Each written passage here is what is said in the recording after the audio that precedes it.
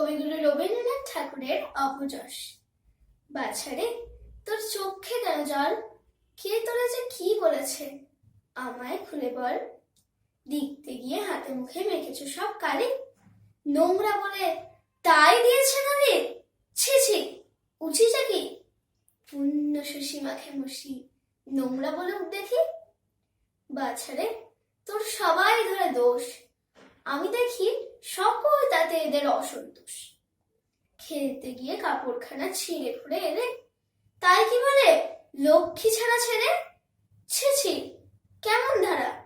ছেঁড়া মেঘের প্রভাত আসে, সে কি লক্ষ্মী ছাড়া?